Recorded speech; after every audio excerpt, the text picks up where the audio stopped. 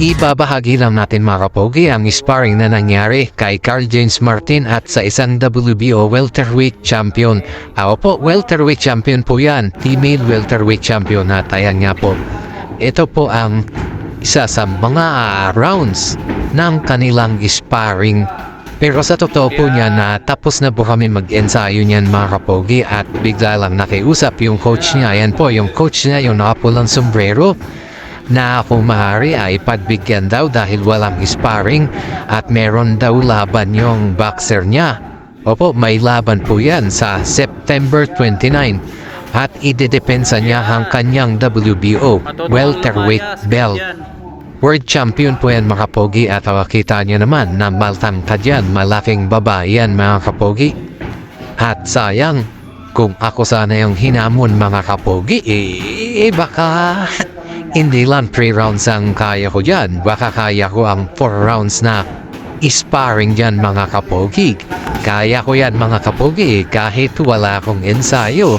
Pero syempre, walang ensayo. Kailangan nating yumakap pagka medyo pagod na tayo para makapahinga tayo. At yan siguro ang gagawin ko kung sakaling ako yung naka-sparring ng welterweight champion. Pero sa nangyaring sparring na po yan mga kapogi ay hindi po talaga totally bigayan yan. Ayan, nakita nyo naman mga kapogi. Laro-laro lang. Kasi unang-una, babae po yan mga kapogi. At ang babae, hindi po sinasaktan. Minamahal po yan mga kapogi. Kaya ang mga babae dapat nating mahalin mga kapogi.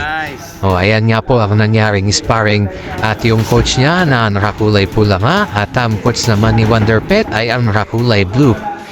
3 rounds po yan yung sparring nila mga kapogi pero ang ipapalabas po natin ay 1 round lang dahil masyadong mahaba kung 3 rounds ang ipapakita natin at suportahan po ninyo yan mga kapogi.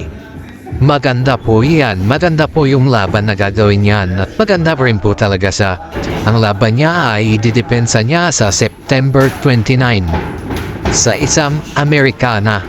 Yang babae na po yan na champion po yan sa boxrec po mga kapogi ay UK po yung naka-address sa kanya. So ibig sabihin hindi siya Amerikana. Pero yung makakalaban niya ay isa pong Amerikana at mas veterano po sa kanya. Makikita po natin sa huling video ang record ng kalaban niya at ang record niya mga kapogi. At ayan nga po, medyo patapos na po yung sparring nilang yan, diba? Maganda po yung sparring na pinapakita nila na yan. Kung ako talaga yan, nako! Okay. Makakarami ako dyan mga kapogi at natapos na nga at ayan na nga. Nag-picture taking na sila. At yan po siya po si Sandy Ryan, isang WBO welterweight world champion. At ayan nga po ang record niya. Salamat sa suporta at share naman mga kapogi.